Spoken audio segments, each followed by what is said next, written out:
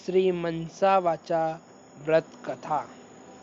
एक समय तरह तरह के फल फूल और सुंदर सुंदर जड़ी बूटियों से शोभायमान कैलाश पर्वत पर विराजमान श्री भगवान शंकर जी से श्री पार्वती जी बोली कि हे जगत के स्वामी, आज मन बहला के वास्ते आप और मैं चौपड़ खेलें।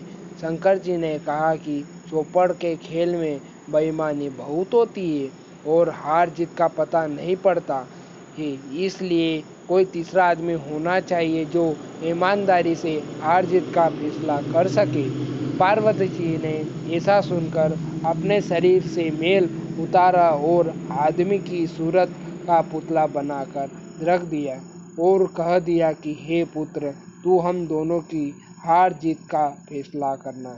ऐसा वचन बोलकर महादेव जी व पार्वती जी ने पासा फेंका और पुत्र से पूछा कि कौन हारा कौन जीता। पुत्र ने कहा कि शंकर भगवान जीते और पार्वती जी हारी।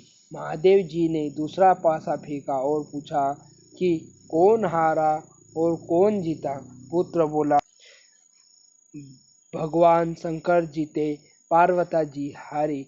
तीसरी बार पार्वती जी ने पासा फेंका और पुत्र ने पूछा कि बताओ कौन हारा और कौन जीता।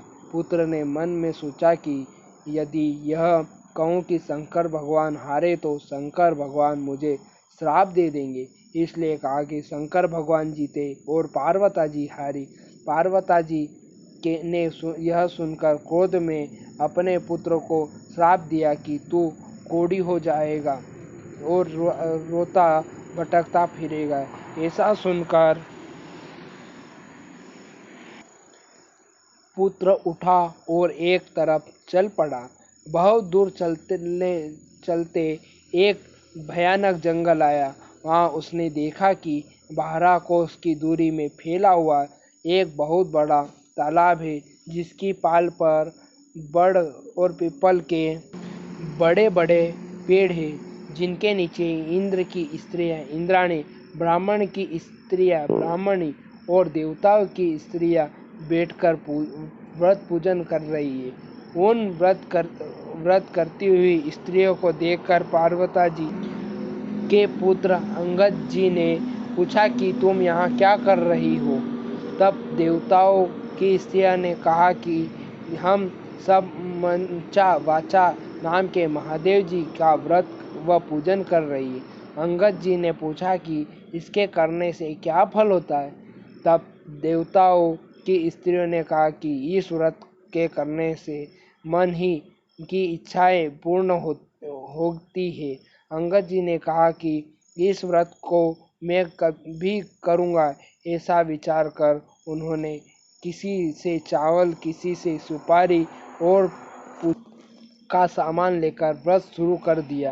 अंगद जी ने देव की स्त्रियों ने व्रत का सारा तरीका बता दिया कि श्रावण सुदी के पहले सोमवार को कुंवारी लड़की से अढ़ाई पुनी सूत कता कर डोरी करे और उस डोरे को गोरुए रंग से रंग कर डोरे से शंकर भगवान का पूजन किया। कार्तिक सुदी चौथ तक हर सोमवार को करता रहे और उसी दिन ही इसका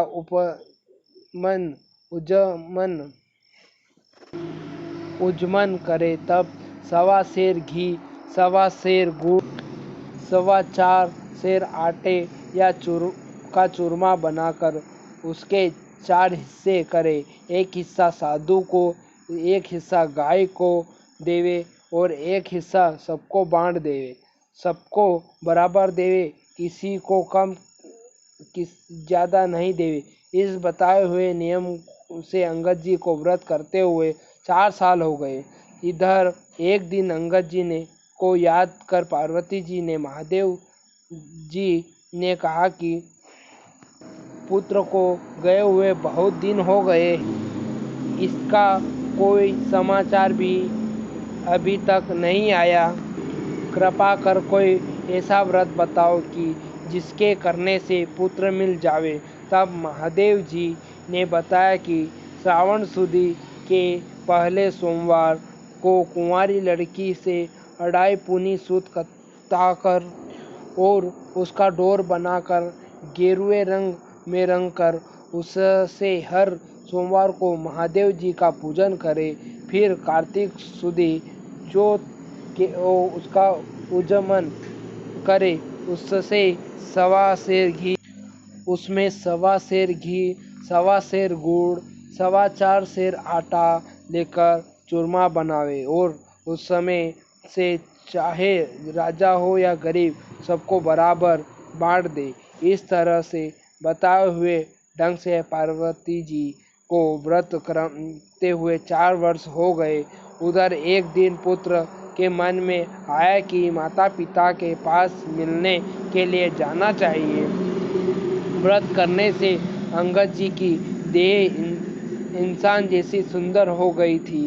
अंगद जी माता पार्वती जी के पास जाकर खड़े हो गए।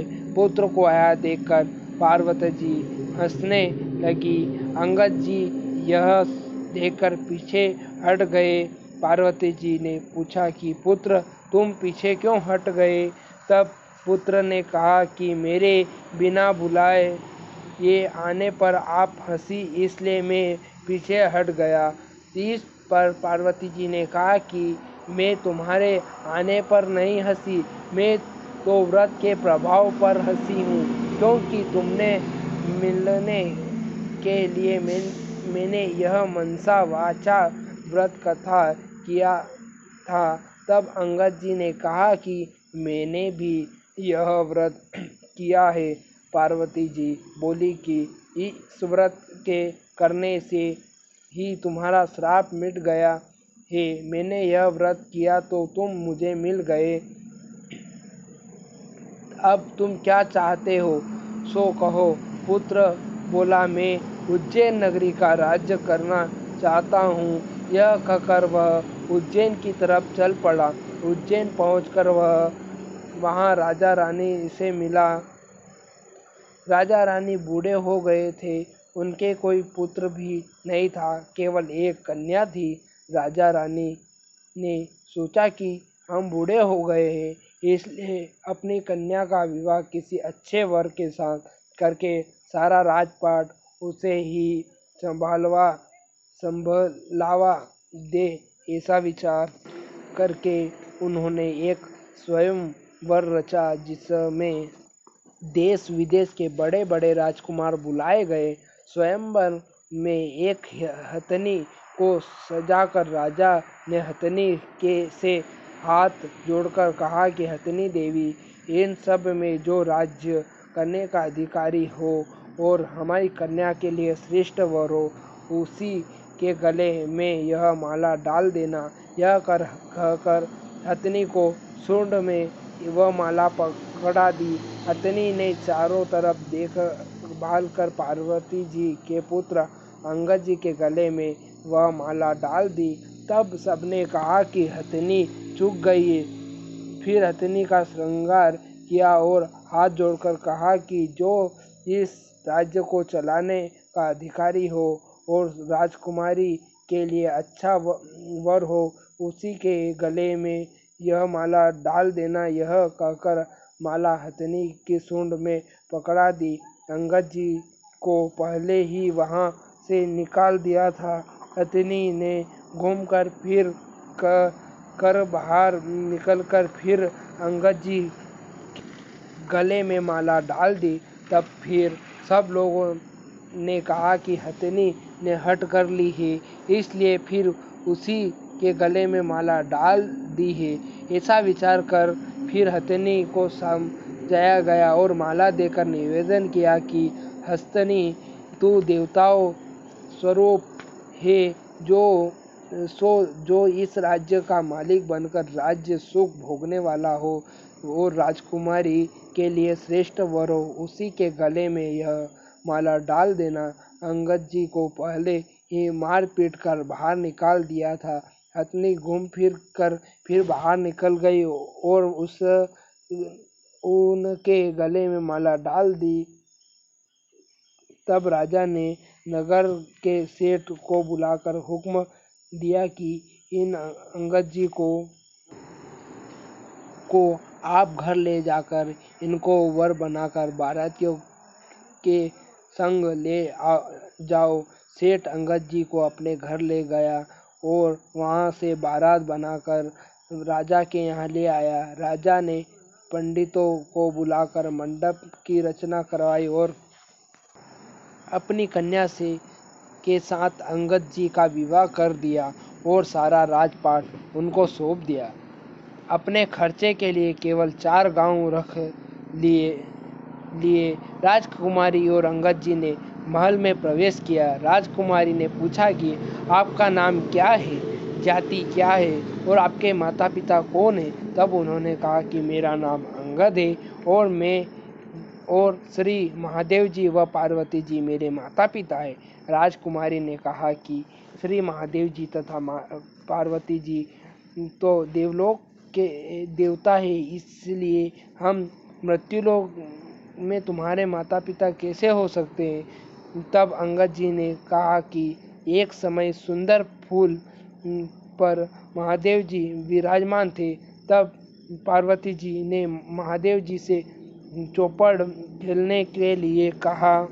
महादेव जी ने कहा कि हार जीत का फैसला करने वाला कोई तीसरा होना चाहिए। तब पार्वती जी ने अपने शरीर का मैल उतारकर मनुष्य की सूरत में एक पुतला बना दिया और महादेव जी ने उसमें जान डाल दी। तब मुझसे कहा कि हमारी चौपड़ में हार जीत की तुम गवाही देना। महादेव जी ने पासा फेंका कर मुझसे पूछा कि कौन हारा कौन जीता। मैंने कहा कि महादेव जी जीते, पार्वती जी हारी। इस तरह दूसरी बार भी महादेव जी जीते और पार्वती जी हारी। मैंने कहा तीसरी बार पार्वती जी ने पासा चलकर कहा कि पुत्र कौन जीता कौन हारा। मैंने सोचा कि यदि कहूँ कि महादेव जी हारे और पार्वती जी जीती तो महादेव जी मुझे श्राप दे देंगे, इसलिए मैंने कहा कि महादेव जी जीते और पार्वती जी हारी। पार्वती जी ने यह सुनकर मुझे श्राप दे दिया कि जा तू कोढ़ी हो जाएगा और मारा भटकता फिरेगा। पार्वती जी के श्राप देने पर मैं वहाँ से चलकर एक भयानक जंगल में पहुँचा। यहाँ पर बड़े भारी तालाब के किनारे पर बड़ व पीपल के पेड़ खड़े थे। उस स्थान पर इंद्राणी, ब्रह्माणी आदि देवताओं की स्त्रियां व्रत कर रही थी। उनको व्रत करते देखकर मैंने उनसे पूछा कि ऐसा करने से क्या होता है। तब उन्होंने व्रत का प्रभाव था उसको करने की विधि बताई। तब मैंने किसी से सुपारी, किसी से चावल वह व्रत मांगकर व्रत शुरू कर दिया। श्रावण सुदी पहले सोमवार के दिन कुंवारी कन्या से अढ़ाई पुनी सूत कताकर डोरा किया और उसको गेरुए के रंग कर महादेव जी की पूजा की और कार्तिक सुदी चौथ को विसर्जन कर दिया। 1.25 सेर घी, 1.25 सेर गुड़, 4.25 सेर आटा इनका चूरमा बनाकर सबको बराबर बांट दिया। इस प्रकार यह व्रत पूरा किया। उधर पार्वती जी ने महादेव जी से पूछा कि हमारे पुत्र अंगद का कुछ पता नहीं है, वह बहुत समय से आया नहीं है। तब महादेव जी ने कहा कि वह जीवित है, मैं जिस प्रकार से बताता हूँ उस प्रकार व्रत करो तो तुम्हारा पुत्र आ जाएगा। फिर उन्होंने व्रत का विधान बताया कि श्रावण सुदी के पहले सोमवार के दिन कुंवारी कन्या से 2.5 पुनी सूत कताकर डोरा बनावे, उसको गेरुए रंग में रंग कर महादेव जी की पूजा करे और कार्तिक सुदी चौथ का उपजमन करे। 1.25 सेर घी, 1.25 सेर गुड़, 1.25 सेर आटा लेकर चूरमा बनाए और उसके 4 भाग कर ऊपर बताए हुए ढंग से बार बार बांट देवे, बराबर बांट देवे। इस प्रकार बताए हुए ढंग से पार्वती जी ने व्रत किया। इधर मैं पार्वती जी के पास जाकर खड़ा हो गया। पार्वती जी ने मुझे देखते ही हंस पड़ी। मैं पार्वती जी से हंसता देख कर पीछे हटा। मैंने कहा कि तुम मेरे बिना बुलाए आने पर हंसी, इसलिए मैं पीछे हटा। पार्वती जी ने कहा कि मैं तो इसलिए हंसी कि मैंने इनका वाचा व्रत मैंने मनसा वाचा व्रत किया और उसके प्रभाव से तुम मेरे पुत्र मुझे मिल गए। मैंने कहा कि मैंने भी यही व्रत किया था। तब माता पार्वती जी ने कहा, तुम्हारे मन में क्या है सो कहो। मैंने कहा, उज्जैन नगरी का राजकुमारी और उज्जैन का राज्य मुझे मिले जाए। तब पार्वती जी ने कहा कि तुम्हारे मन की इच्छा अवश्य पूर्ण होगी। तब उज्जैन नगरी का राज्य भी मिल गया और तुम भी मिल गई। अंगद जी ने अपनी विवाहित पत्नी को पूछा कि तुम्हारे मन में क्या है सो कहो। उसने कहा कि हमारे बिना गर्भवास के ही पुत्र होना चाहिए। अब अंगद जी ने कहा कि तुम्हारे बिना गर्भवास ही पुत्र होगा। तुम मनसा वाचा व्रत कथा ऊपर बताए ढंग से करना। यह कहकर अंगद जी वहां से चले गए। रानी ने मनसा वाचा व्रत करना शुरू किया। 4 वर्ष के बाद एक दिन रानी ने दातून करते समय दासी को पात्र भरकर जल लाने को कहा। दासी जल लाने गई, तब क्या देखती है, सोने की पालकी में बच्चा बैठा हुआ पैर का अंगूठा चूस रहा है। दासी ने झट से आकर रानी से कहा कि आपके पुत्र हुआ है। रानी ने कहा कि क्या हमसे हंसी कर तो हो। दासी ने कहा कि विश्वास हो तो चलकर देख लो, नहीं हो तो चलकर देख लो। रानी ने जाकर देखा कि सचमुच पालने में बच्चा बैठा पैर का अंगूठा चूस रहा है। रानी ने बहुत प्रसन्न होकर श्री महादेव जी से प्रार्थना की, हे भगवान, आपने यह पुत्र दिया है तो इसके लिए मेरे स्तनों में दूध की धारा भी प्रवाहित करो। इतना कहते ही उसके स्तनों में दूध की धारा छूट गई। उसने बच्चे को स्तन कराकर दूध पिलाया। इस प्रकार वह बालक धीरे धीरे बड़ा होने लगा। कुछ बड़ा होने पर एक दिन बालक अपनी माता से पूछ बैठा कि मेरे पिता कौन है। तब माता ने कहा कि अंगद जी तेरे पिता है तथा महादेव जी व पार्वती जी तेरे दादा दादी है। तब पुत्र फूल कुंवर ने कहा कि यह बात तो मृत्युलोक में कोई नहीं मान सकता। तब माता ने कहा कि एक दिन महादेव जी पार्वती जी ने कैलाश पर्वत पर चौपड़ खेलने की सोची। हार जीत का फैसला करने के लिए पार्वती जी ने अपने शरीर से मैल उतारकर मनुष्य का पुतला बनाया और शिव जी ने उसमें जीव डाल दिया। कहा कि तुम हमारी हार जीत का फैसला करना। यह कहकर महादेव जी ने पासा फेंका और पूछा कि कौन जीता। पुत्र ने कहा महादेव जी जीते और पार्वती जी हारी। दूसरी बार फिर पासा चलने पर पुत्र ने कहा महादेव जी जीते और पार्वती जी हारी। तीसरी बार पार्वती जी ने पासा चलाया और पुत्र ने पूछा कि कौन जीता और कौन हारा? पुत्र ने महादेव जी के श्राप से डर कर कहा कि महादेव जी जीते और पार्वती जी हारे। पुत्र का यह वचन सुनकर पार्वती जी ने आवेश में आकर पुत्र को श्राप दे दिया कि तू दर दर भटकता फिरेगा तो तेरे सारे शरीर पर कोढ़ हो जाएगी।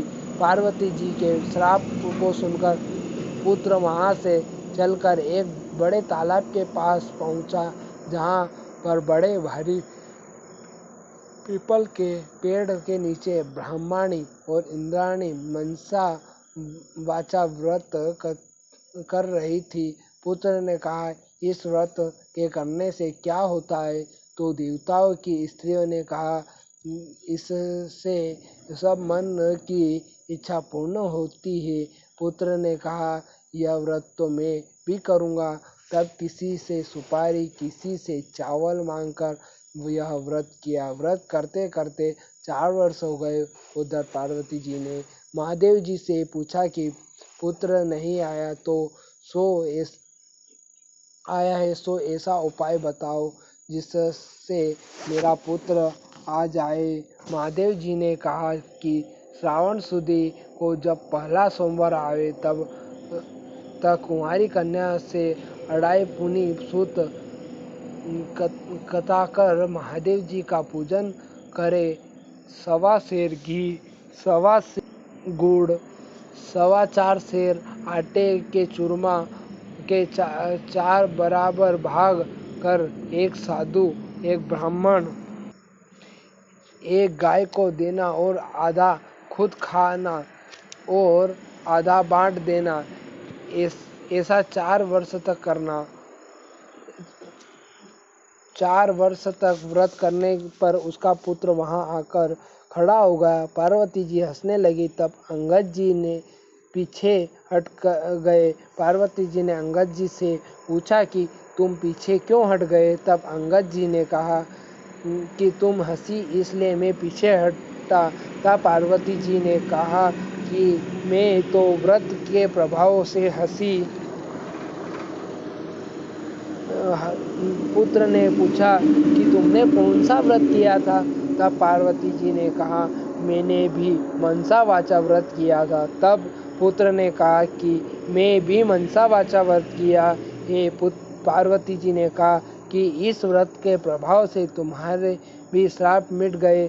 तब तुम्हारे मन में क्या है सो कहो। पुत्र ने कहा, मैं उज्जैन का राज्य चाहता हूँ। तब माता बोली, तुम्हें उज्जैन का राज्य मिल जाएगा।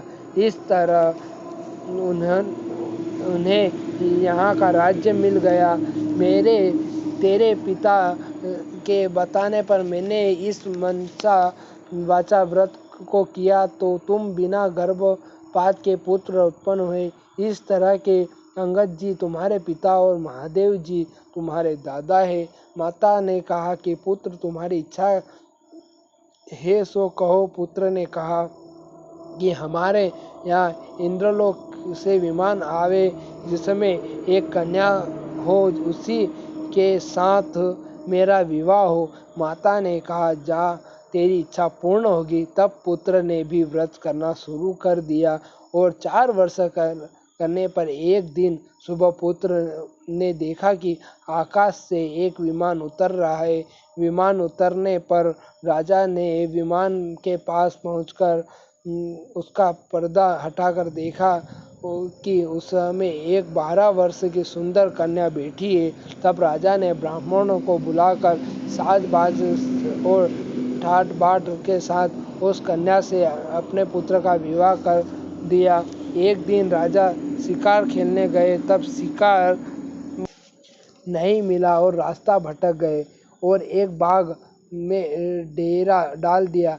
राजा भूख प्यास से व्याकुल हो रहा था। इतने में ही एक ब्राह्मण आ गया और उसने अपना पतड़ा देखकर कहा कि आज कार्तिक सुदी चौथ का उपजमन है।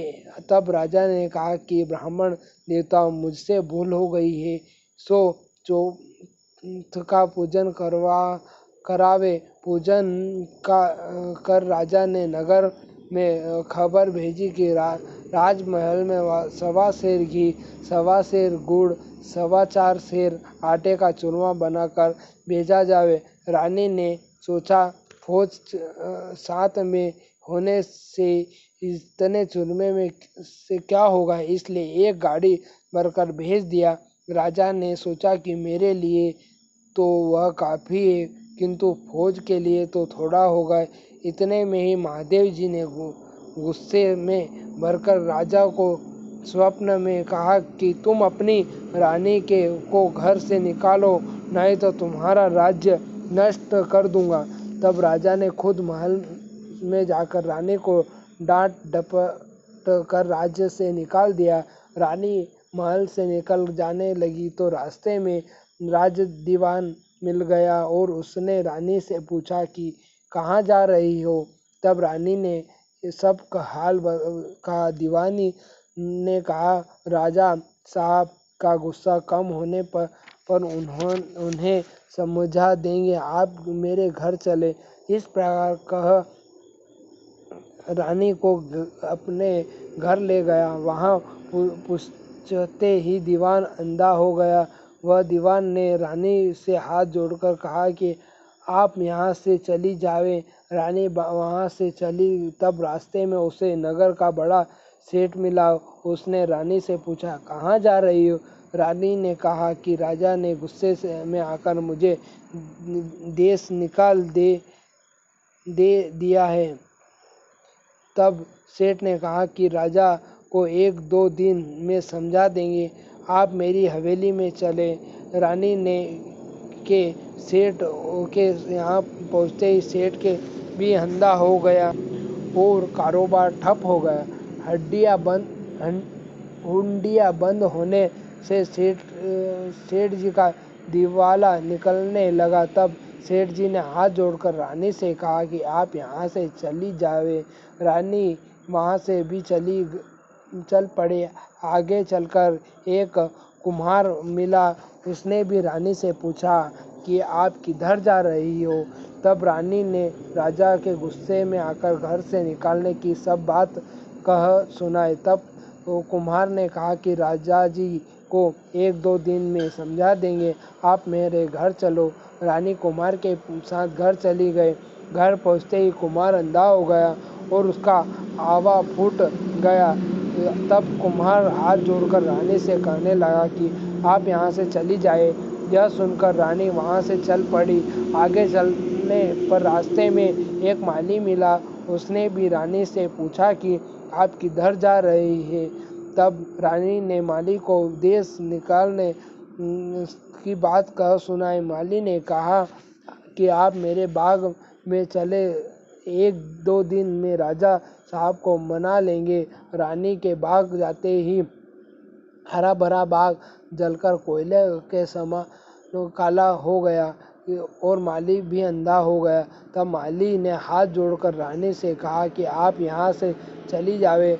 रानी सोचने लगी, मैंने ऐसा कौन सा पाप किया है जिसके कारण यहाँ भी मैं जाती हूँ वहीं अनर्थ हो जाता है। इस जीवन में तो मरना ही अच्छा है। यह सोचकर वहाँ से चल पड़ी। आगे 2 रास्ते जाते थे, जो एक 6 महीने का था, एक 3 दिन का।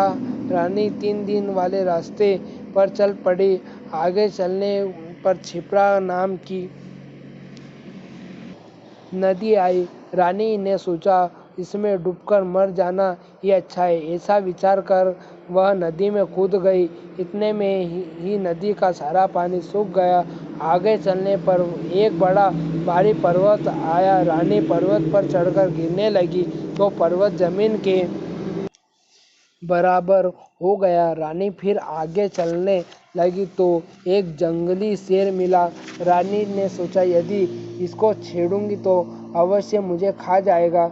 यह सोचकर उसके ऊपर हाथ फेरा तो वह पत्थर का हो गया। रानी फिर आगे चली कि एक अजगर मिला। उसने सोचा कि इसे छेड़ूंगी तो यह मुझे जरूर खा जाएगा। यह सोचकर अजगर को छेड़ा तो वह भी रस्सी बन गया। वहाँ से फिर आगे चली तो चलते चलते एक बड़ा भारी बड़ पीपल का पेड़ आया, जिसके नीचे कुआं था और महादेव जी का मंदिर था। उसमें बैठकर रानी ओम नमः शिवाय मंत्र का पाठ करने लगी। उस दिन कार्तिक सुदी चौथ थी, जिसके ओजमन से में मंदिर का साधु गांव में गया था। आते समय रास्ते में उसे कुत्ते ने काट खाया। साधु ने सोचा, मंदिर में कौन ऐसा पापी आ गया है जिसे में मुझे कुत्ते ने काट खाया। रानी ने पास आकर साधु ने कहा, यहाँ कौन डाकिनी बैठी है। तब रानी ने कहा कि मैं डाकिनी नहीं, एक दुखी स्त्री हूँ। यदि आप मुझे अपनी धर्म की बेटी बनाए तो मैं सब अपना हाल आपको बताऊं। तब साधु ने कहा, तुम मेरी धर्म की बेटी हो, अपना सारा हाल कहो। रानी ने उसे सब बातें बता दी। साधु ने रानी को की बात सुनकर उसे एक लड्डू दिया और कहा कि आज कार्तिक सुदी चौथ का ओजमन है, सो राजा की को अधिक नहीं और गरीब को कम नहीं देना चाहिए, इसलिए 1.25 सेर लड्डू बनाए हैं। तब रानी ने विचार किया कि मैंने राजा के कहने पर चूरमा अधिक भेजा था, शायद इसलिए मुझे दुख मिल रहा है। रानी ने साधु से कहा कि इस व्रत को मैं करूंगी। साधु ने कहा कि सावन सुदी पहला सोमवार आवे तब इस व्रत की विधि बतलाऊंगा। कुछ दिन बीतने पर सावन सुदी आई। तब रानी ने साधु को याद दिलाया। साधु ने गांव में जाकर पूजा की सामग्री इकट्ठी की और पूजा आरंभ की। सावन के पहले सोमवार के दिन कुंवारी कन्या से 2.5 पुनी सूत कतवाया और महादेव जी की पूजा की। कार्तिक सुदी चौथ का उज्जमन किया तथा 1.25 सेर घी, 1.25 सेर गुड़, 4.25 सेर आटा का चूरमा किया और उसके 4 भाग कर पहली बताई विधि से बांट दिया। साधु ने कहा कि महादेव जी के सामने ऊंट, हाथी, घोड़ा मिट्टी के बनाकर रख दो और महादेव जी से कहना कि यदि आप प्रसन्न हो गए तो इन सबको जीवित कर दो। ओम नमः शिवाय मंत्र का पाठ कर जल का छिटा देना। रानी के ऐसा करने पर सब के सब जीवित हो गए। रानी ने साधु से कहा कि मुझसे रास्ते में जो पाप हो गए हैं उनसे छुटकारा पाने का भी उपाय बताओ। तब साधु ने कहा, ओम नमः शिवाय मंत्र के जाप से सारे पाप कट जाते हैं। रानी शिवालय की परिक्रमा कर वहां से चल पड़ी। सबसे पहले जो सर्प रस्सी बन गया था उसके पास गई और ओम नमः शिवाय मंत्र का जाप करके बोली, जल छाटना बोली कि इस सर्प का 4 गुना शरीर हो जावे। तो यह कहते ही सर्प का 4 गुना शरीर हो गया। फिर सिंह मिला। वहाँ भी रानी ने ओम नमः शिवाय मंत्र का जाप कर कहा कि जो सिंह पत्थर बन गया था अब जीवित होकर 4 गुने शरीर वाला बन जावे। ऐसा कहते ही सिंह गरजता हुआ खड़ा होकर जंगल में भाग गया। इसी तरह आगे चलकर पर्वत के सामने गए और शिवालय के जल का छींटा देकर ओम नमः शिवाय मंत्र का जाप कर बोली कि यह पर्वत भी चौगुना होकर खड़ा हो जावे। यह कहते ही वह पर्वत भी चौगुना होकर खड़ा हो गया। आगे चलकर मंत्र जाप करने पर नदी भी चौगुनी होकर बहने लगी। माली बाग भी हरा भरा हो गया और उसका अंधापन जाता रहा। नगर सेठ के यहाँ जाने पर उसकी हंडिया भी चलने लगी और आँख से दिखाई देने लगा और लक्ष्मी का भंडार भर गया। सेठ हाथ जोड़कर कहने लगा कि आपके आने से हमारे यहाँ लक्ष्मी जी की वर्षा हुई है और ठाट बाट हो गए हैं। सो इस खुशी में सारे नगर वालों को भोजन कराना चाहता हूँ। फिर उसने सारे नगर में ढिंढोरा करवा दिया कि किसी के भी चूल्हे में धुआं नहीं निकलने पाए वे, कि किसी के चूल्हे में धुआं हो उसे 11 रुपये दंड होगा। सारे गांव के लोग भोजन कर जाने लगे। यह खबर दरबार में भी पहुंची कि आज चौथ का जमन है, सो जो कोई भी भूखा प्यासा मिले उसे भोजन के लिए भेज दे। सारे शहर में ढूंढने पर भी कोई भूखा प्यासा स्त्री पुरुष नहीं मिला। एक धोबी ने से पता चला कि एक अंधी बहरी डोकरी है, उसके संपूर्ण शरीर में कोढ़ हो रहा है। तब सिपाही नदी के किनारे पड़ी डोकरी को लाकर स्नान कराने लगी। स्नान कराते ही डोकरी का कोढ़ झड़ने लगा।